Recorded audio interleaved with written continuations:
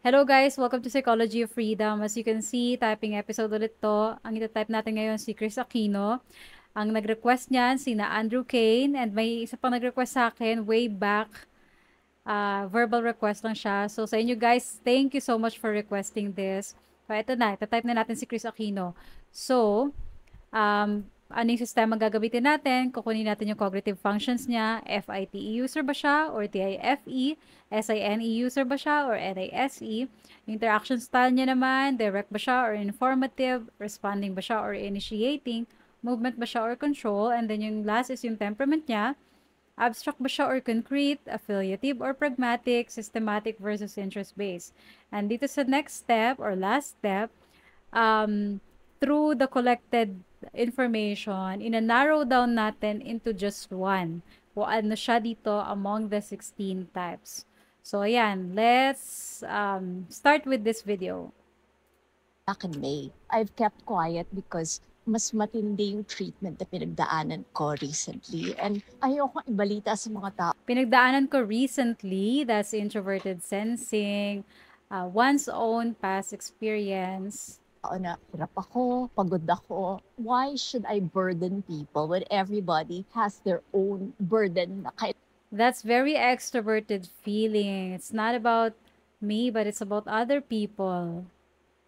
kailangan lang balagpasan or alam ko na walang tigil ang ulan sa atin ngayon. Ubod ng init sa araw tapos by the afternoon, umuulan na, binabagyo, may mga baha. And thank you sa lahat ng mga nagdadasal for me. Pero May pagka-informative siya. Mataas yung voluminous. Mataas yung volume ng words na ginagamit niya. Kapag mga direct kasi, as little as possible, tapos as little words as possible, and straight to the point. ayokong pabigatin ang dala nila. Let's keep it na positive na yes, gumagaling ako pero as I told you earlier, may mga natamaan na blood vessels. So, kailangan ko pang magpalakas. Pero because you're you and I love you, so I can reveal to everybody na hopefully sa last quarter ng taon bago magpasko, I'll be back in the Philippines. And it just really depends kasi may pagdadaanan ako mga test. Isa doon yung MRI with contrast dye. Doon ako natatakot. Kasi yun yung test na hihiga ka, papasok ka, tapos meron parang malaking machine na gano'n, tapos maingay siya. Kahit bigyan ka ng noise cancellation, maririnig mo pa rin and you're there. Maririnig mo pa rin, introverted sensing, and then may pagka-systematic yung approach niya. Ito yung gagawin, ihiga ka, ganyan.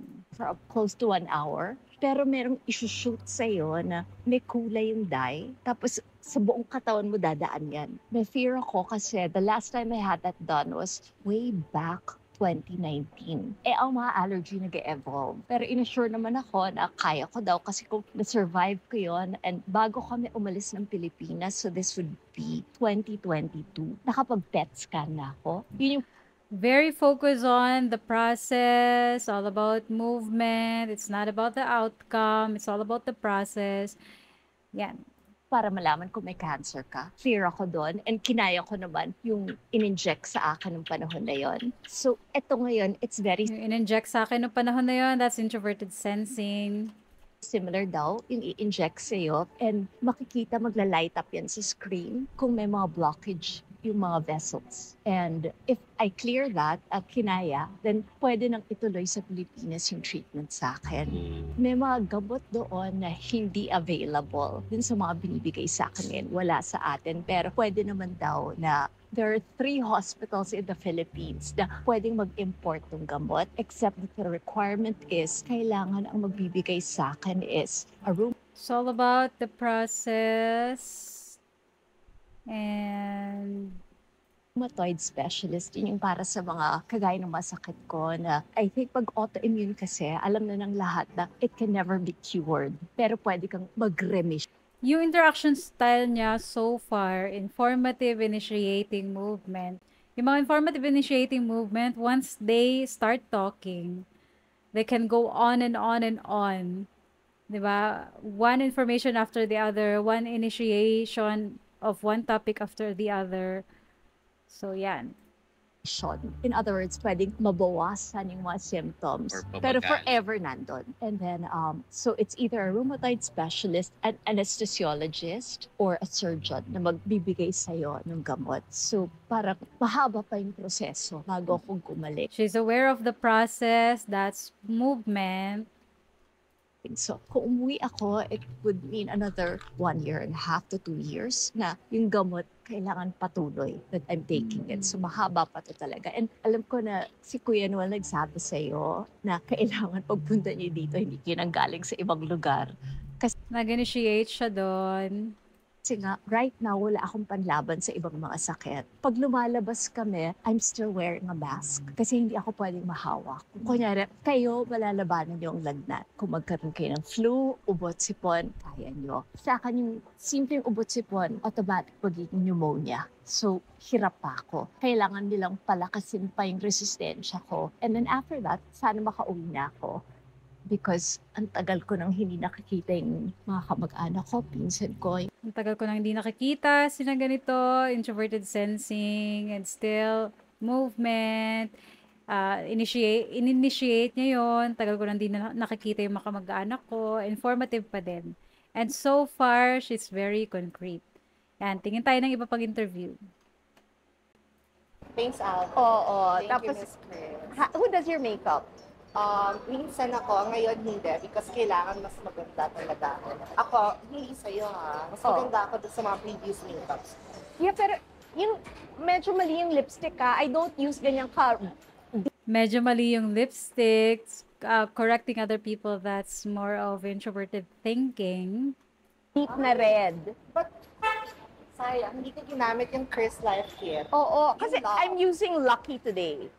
Lucky ang gamit ko. Pero kasi pag kasi, just a tip for you and to close this, pag magluluto at may food tasting, hindi ako nagpupulang-pula because kumakalat siya. So that's just a tip for everybody na if you know you're going to be out and you know you're going to be eating, I would go with the more neutral tones of lipstick. This is the best way of doing this. That's very systematic. Ito yung sistema niya when it comes to makeup, parang ganyan.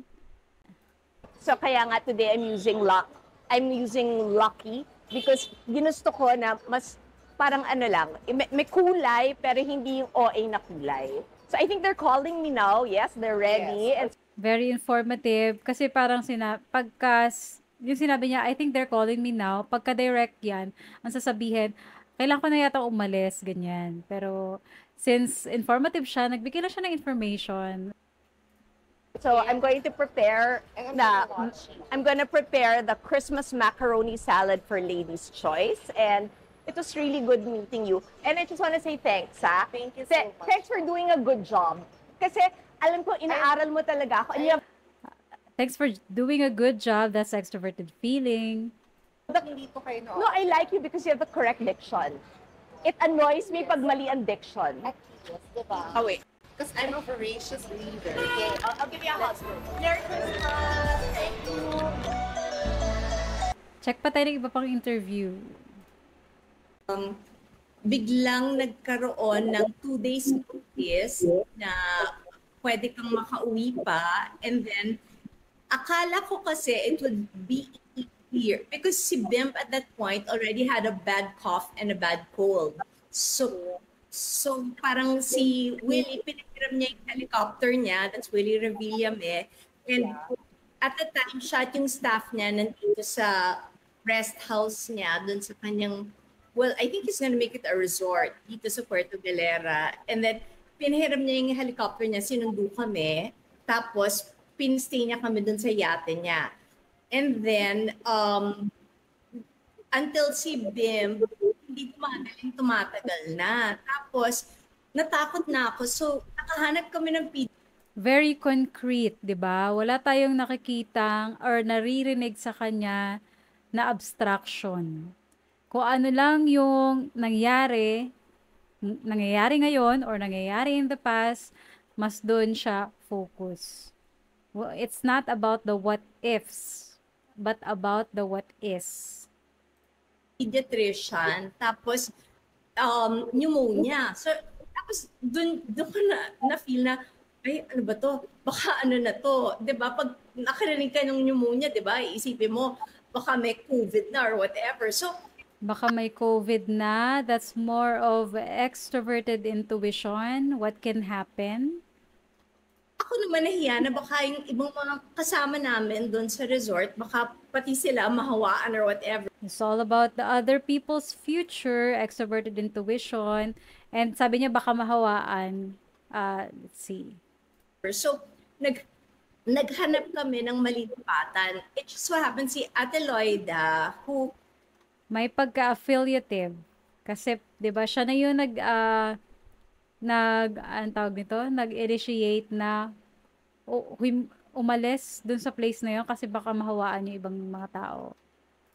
has been the personal secretary of Tito Frank, si Senator Frank Drilon, for more than 25 years, is from here. So she helped us find a place where we could stay. 'Di ba? Ganyan ang mga informative. Even yung mga parang unnecessary information, they will still include it. Parang medyo side ano ba? Side information about the person, but that's not really the point. Parang ganon. So nag-move kami. From Boracay to Puerto Galera. And from Willie's yacht and his resort to here in Where you are currently. Aninuan. Aninuan, yes. Sorry. Yes, Aninuan. Oh, paano ka yun, mag-thank you ako ha. Why were you able to send me Mother's Day flowers? Nag-initiate siya doon. I was, Saturday pa lang po, I was looking for... Maabilidad ka. And I know wala ka na naman. You're back. And then, Maabilidad ka, that's extroverted feeling. pumayat ka. Ano bang ginawa mo? Nag-diet ka? Intermittent fasting. Are you in love? So, nag-initiate na naman siya.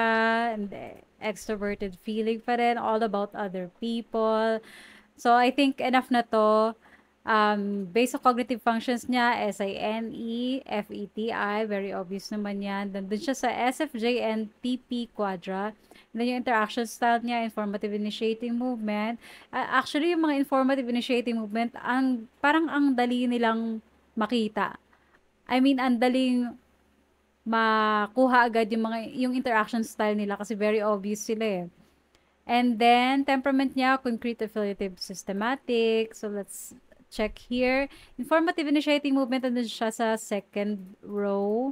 Tanggal na yung first, third, and fourth row. And sabi natin, NTP, SFJ, quadra. So, tanggal na yung ESFP, tanggal na yung ENFP. So, it's between ESFJ and ENTP. Pero, hindi siya abstract at all.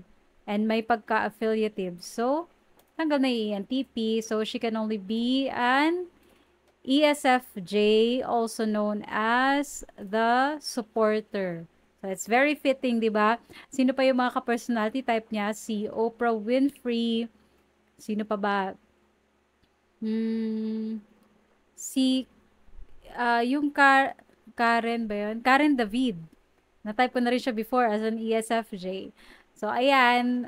Chris Aquino is an ESFJ. So, actually, lahat ng nag-participate, nakatama. So, yan. Good job to you guys. So, Chris Aquino is an ESFJ.